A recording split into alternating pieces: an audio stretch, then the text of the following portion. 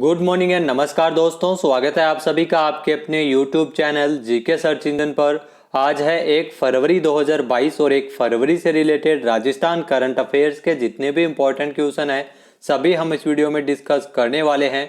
तो पूरा वीडियो बहुत ध्यान से देखना और वीडियो के एंड में मैं आपसे क्वेश्चन पूछूंगा जिसका आंसर आपको कमेंट बॉक्स में देना है। कल के वीडियो में मैंने आपसे क्वेश्चन पूछा था जो था राजस्थान माध्यमिक शिक्षा बोर्ड के अध्यक्ष कौन है जिन्हें बर्खास्त किया गया है। तो हाल ही में राजस्थान माध्यमिक शिक्षा बोर्ड के अध्यक्ष डॉक्टर धर्मपाल जारोली को बर्खास्त किया गया है। तो सी ऑप्शन बिल्कुल सही था। जिन दोस्तों ने सी ऑप्शन कमेंट बॉक्स में सही जवाब दिया था उनको हार्दिक शुभकामनाएं। राजस्थान अध्यापक पात्रता परीक्षा रीट पेपर लीक मामले में राजस्थान माध्यमिक शिक्षा बोर्ड के अध्यक्ष डॉक्टर धर्मपाल जारोली को बर्खास्त किया गया है। सीएम अशोक गहलोत द्वारा 28 जनवरी को डीपी जारोली को बर्खास्त करने के आदेश जारी किए गए थे। इसी के साथ ही सरकार ने माध्यमिक शिक्षा बोर्ड में सचिव अरविंद सेंगवा को भी निलंबित किया है। रीट परीक्षा का आयोजन सितंबर 2021 में किया गया था। इससे पहले ही परीक्षा से पहले ही प्रश्न पत्र है वो व्हाट्सएप पर लीक हो गए थे। इसी के बाद ही एसओजी के द्वारा है वो जांच की जा रही है और इसी में राजस्थान माध्यमिक शिक्षा बोर्ड के अध्यक्ष डॉक्टर धर्मपाल जारोली को बर्खास्त किया गया है। आपको बता दें कि रीट के लिए 31,000 के पदों पर नियुक्ति दी जानी है। चलिए स्टार्ट करते हैं आज के करंट अफेयर्स। पहला क्वेश्चन है, हाल ही में बिजली क्षेत्र में निर्धारित सुधारों को पूरा करने के लिए राजस्थान को अतिरिक्त कितने करोड़ रुपए ऋण लेने की अनुमति प्रदान की गई है। तो हाल ही में आपको बता दें कि राजस्थान को 5186 करोड़ रुपए अतिरिक्त ऋण लेने की अनुमति है वो केंद्र सरकार द्वारा प्रदान की गई। तो सी ऑप्शन यहाँ पर बिल्कुल सही है। आइए जानते हैं इंपॉर्टेंट फैक्ट्स। तो बिजली क्षेत्र में सुधार के लिए 2 राज्यों को केंद्र से मिले हैं 7309 करोड़ रुपए। वित्त मंत्रालय ने बिजली क्षेत्र में निर्धारित सुधारों को पूरा करने के लिए 2 राज्यों को 7309 करोड़ रुपए अतिरिक्त ऋण दिए जाने की अनुमति प्रदान की है। राजस्थान को अतिरिक्त 5186 करोड़ रुपए ऋण लेने की अनुमति दी गई है, जबकि आंध्र प्रदेश को सुधार प्रक्रिया शुरू करने के लिए प्रोत्साहन के रूप में अतिरिक्त 2123 करोड़ रुपए ऋण लेने की अनुमति प्रदान की गई है। नेक्स्ट है, हाल ही में राजस्थान के किस मुख्य सचिव को सेवानिवृत्ति के बाद सीएम अशोक गहलोत का सलाहकार बनाया गया है। तो हाल ही में जो राजस्थान के मुख्य सचिव निरंजन आर्य जिनको सेवानिवृत्त हो गए हैं और उनके बाद ये सीएम अशोक गहलोत के सलाहकार बने हैं। तो सी ऑप्शन यहाँ पर बिल्कुल सही है। ये जो आपको तस्वीर में दिखाई दे रहे हैं यही है निरंजन आर्य और ये राजस्थान के पूर्व मुख्य सचिव है। आइए जानते हैं इंपॉर्टेंट फैक्ट्स। तो वर्तमान में जो मुख्य सचिव निरंजन आर्य इनका कार्यकाल 31 जनवरी को समाप्त हो गया है। निरंजन की सेवानिवृत्ति के साथ ही उन्हें सीएम अशोक गहलोत का सलाहकार भी बनाया गया है। तो ये भी आप ध्यान में रख सकते हैं, सीएम अशोक गहलोत के सलाहकार बने हैं। राजस्थान ब्यूरोक्रेसी की कमान 12 साल बाद एक बार फिर से नारी शक्ति के हाथ में आई है। हाल ही में गहलोत सरकार द्वारा वरिष्ठ आईएएस अधिकारी उषा शर्मा जिन्हें राजस्थान का नया मुख्य सचिव नियुक्त किया गया है। तो 12 साल बाद उषा शर्मा है वो राजस्थान की मुख्य सचिव बनी है। 12 साल बाद महिला मुख्य सचिव के रूप में इनकी नियुक्ति की गई है। इससे पहले कुशल सिंह है वो पहले ही महिला मुख्य सचिव है, वो गहलोत के पहले कार्यकाल के दौरान रह चुकी है। कार्मिक विभाग ने दोनों अधिकारियों की नई नियुक्ति के आधिकारिक आदेश भी जारी किए गए हैं। उषा शर्मा मुख्य सचिव के साथ साथ राजस्थान राज्य खान एवं खनिज निगम लिमिटेड का भी कार्यभार देखेगी। इसके अलावा उषा शर्मा राजस्थान की दूसरी महिला मुख्य सचिव बनी है जिनका कार्यकाल 2023 तक रहेगा। नेक्स्ट है, राजस्थान सरकार ने प्रतियोगी परीक्षाओं की बेहतर आयोजन के सुझाव देने के लिए किसकी अध्यक्षता में एक उच्च स्तरीय कमेटी का गठन किया है। तो हाल ही में आपको बता दें कि एक जो प्रतियोगी परीक्षाओं के बेहतर आयोजन के सुझाव देने के लिए सरकार द्वारा उच्च स्तरीय कमेटी बनाई गई है और यह कमेटी न्यायाधीश विजय कुमार व्यास की अध्यक्षता में इस कमेटी का गठन किया गया है। सी ऑप्शन यहाँ पर बिल्कुल सही है। आइए जानते हैं इंपॉर्टेंट फैक्ट्स। तो राजस्थान सरकार ने प्रतियोगी परीक्षाओं के बेहतर आयोजन के सुझाव देने के लिए एक उच्च स्तरीय कमेटी का गठन किया है। यह कमेटी हाईकोर्ट के रिटायर्ड जज की अध्यक्षता में गठित की गई है। कमेटी के अध्यक्ष रिटायर्ड न्यायाधीश विजय कुमार व्यास होंगे, वहीं पूर्व IPS officer Mahendra Kumawat committee के प्रधान सचिव होंगे, जो कि प्रतियोगी परीक्षाओं का अध्ययन कर उनमें उचित सुधार और बेहतरी के लिए सरकार को सुझाव देगी। यह समिति सभी पहलुओं का अध्ययन कर 45 दिन में अपनी रिपोर्ट सौंपेगी। सीएम अशोक गहलोत ने जो प्रतियोगी परीक्षाओं में पेपर लीक और नकल जैसी घटनाओं को रोकने के उद्देश्य से प्रतियोगी परीक्षाओं में सुधारों के लिए इस कमेटी का गठन किया गया है। नेक्स्ट है, हाल ही में महात्मा गांधी की कृतियों के चूरू निवासी साहित्यकार दुलाराम सारन द्वारा तैयार किए गए राजस्थानी अनुवाद का विमोचन किसने किया? तो यह विमोचन सीएम अशोक गहलोत द्वारा किया गया था। बी ऑप्शन यहाँ पर बिल्कुल सही है। आइए जानते हैं इंपॉर्टेंट फैक्ट्स। तो महात्मा गांधी की कृतियों के जो चूरू निवासी साहित्यकार दुलाराम सारन द्वारा तैयार किए गए अनुवाद सर्वोदय, मंगल प्रभात, आत्मकथा, साचरा, तजर्बा का विमोचन सीएम अशोक गहलोत ने किया था।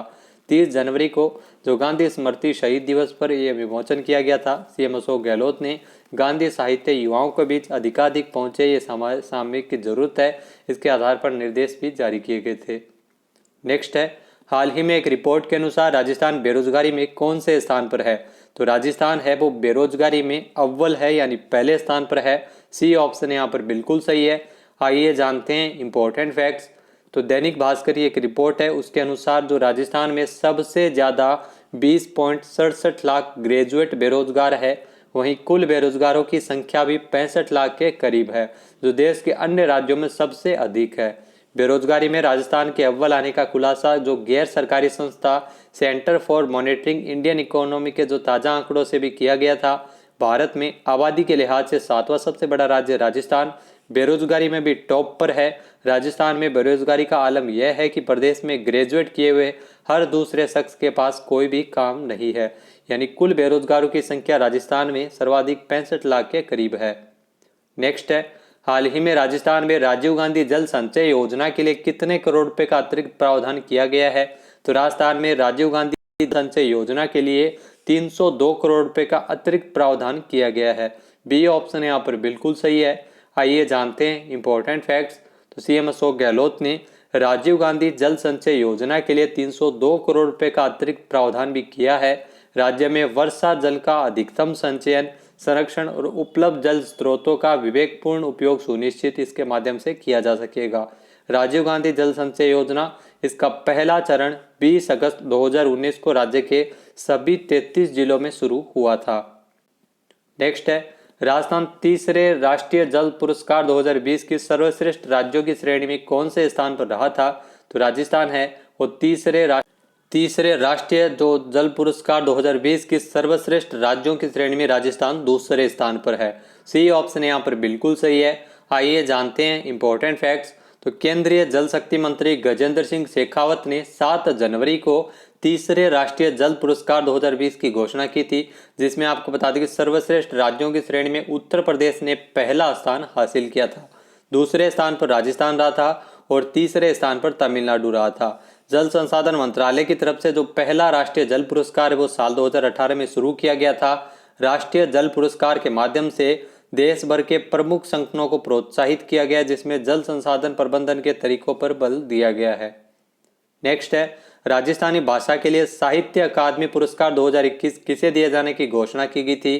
तो राजस्थानी भाषा के लिए साहित्य अकादमी 2021 का पुरस्कार मिठेश निर्मोही को दिए जाने की घोषणा की गई थी। ए ऑप्शन यहाँ पर बिल्कुल सही है। ये जो आपको तस्वीर में दिखाई दे रहे हैं यही है मिठेश निर्मोही और इन्हें मिला है राजस्थानी भाषा के लिए साहित्य अकादमी पुरस्कार 2021। तो यह क्वेश्चन इंपॉर्टेंट हो जाता है, वेरी इंपॉर्टेंट हो जाता है। आइए जानते हैं इंपॉर्टेंट फैक्ट्स। तो साहित्य अकादमी पुरस्कारों में जो राजस्थानी भाषा के लिए कविता संग्रह मुक्ति के लेखक जोधपुर से है मिठेश निर्मोही, जिनको साहित्य अकादमी पुरस्कार 2021 दिए जाने की घोषणा की गई थी। निर्मोही के इस कविता संग्रह में राजस्थान के जीवन संघर्ष से जुड़ी कविताएं हैं, जिनको पढ़कर सहज ही यहाँ की परिस्थितियों तथा परंपराओं का अनुमान लगाया जा सकता है।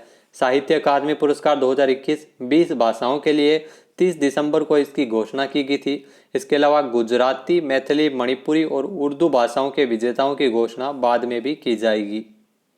नेक्स्ट है, हाल ही में साल 2022 में सामाजिक कार्य के क्षेत्र में योगदान के लिए पद्मश्री से सम्मानित किस सामाजिक कार्यकर्ता का निधन हुआ है? तो ये इंपॉर्टेंट है। साल 2022 में इनको पद्मश्री मिला था बाबा इकबाल सिंह, जिनका हाल ही में निधन हो गया है। तो सी ऑप्शन यहाँ पर बिल्कुल सही है। आइए जानते हैं इंपॉर्टेंट फैक्ट्स। तो पंजाब के सामाजिक कार्यकर्ता बाबा इकबाल सिंह, जिनका 29 जनवरी 2022 को निधन हो गया है, उन्हें 2022 में सामाजिक कार्य के क्षेत्र में उनके योगदान के लिए पद्मश्री से सम्मानित किया गया था। वह अकाल अकादमी के संस्थापक थे। ट्रस्ट अब पंजाब, उत्तर प्रदेश, हिमाचल प्रदेश, राजस्थान और हरियाणा में फैले 129 स्कूल है वो ये ट्रस्ट के द्वारा चलाए जाते हैं। उन्होंने 1965 में कलिगिधर ट्रस्ट की स्थापना की थी और यह 129 CBSE से संबंधित स्कूल चलाती है। तो सामाजिक कार्यों के क्षेत्र में इनको बाबा इकबाल सिंह जो पंजाब से है, इनको पद्मश्री पुरस्कार के लिए चुना गया था साल 2022 के लिए। हाल ही में इनका निधन हो गया है। नेक्स्ट है, हाल ही में राष्ट्रीय महिला आयोग का स्थापना दिवस कब मनाया गया है? तो राष्ट्रीय महिला आयोग का स्थापना दिवस 31 जनवरी 2022 को मनाया गया। तो बी ऑप्शन यहाँ पर बिल्कुल सही है। आइए जानते हैं इंपॉर्टेंट फैक्ट्स। तो पीएम मोदी ने 31 जनवरी 2022 को राष्ट्रीय महिला आयोग के स्थापना दिवस कार्यक्रम को आभासी रूप से संबोधित भी किया था। राष्ट्रीय महिला आयोग के स्थापना दिवस की जो थीम रखी गई है, विषय वस्तु है, वो है शी द चेंज मेकर।